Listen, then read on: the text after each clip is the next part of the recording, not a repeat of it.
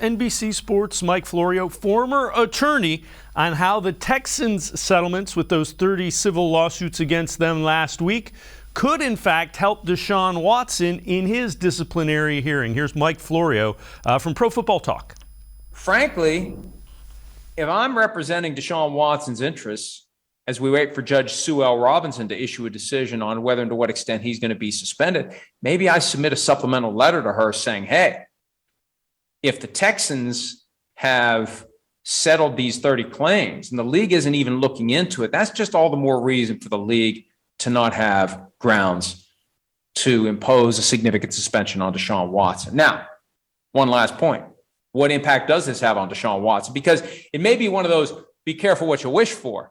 If Deshaun Watson starts arguing the Texans should be investigated for how they mishandled the allegation that I engaged in serious misconduct, I mean, you kind of want to downplay that if you're Watson. And this is on the surface good news for Watson because it ends the possibility of him getting dragged into the cases that were and would be filed against the Texans. No deposition, no trial testimony. He's got his 4 cases left. And based upon the fact that the Texans settled with 30 and there were 24 cases filed against Watson, there are 6 more out there who potentially could sue him. So 4 existing, 6 potential. That's it. Once those are done, they're done. And with that, let's welcome in Jacob Roach, Dog Pound Daily. And Jacob, there seems to be a movement, if you believe reports, that suspension is going to be less than we initially thought.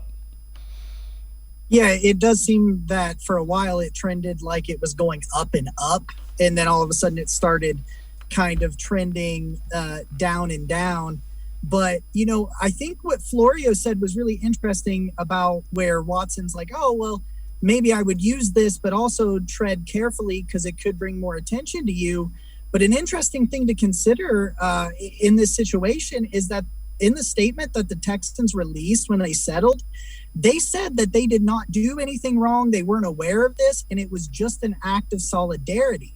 So if that is true, then there really isn't allegedly anything that could be dug up from these cases, according to the Texans. Yeah, there is no quote-unquote smoking gun. And you know, again, we haven't heard any of the evidence, but from the reports, there isn't anything that you kind of expected something big to come out, and it just hasn't. Again, nobody knows for certain what the suspension will be other than the judge, Sue Robinson, and she's expected to issue her finding likely not later this week, but sometime next week when training camp gets underway.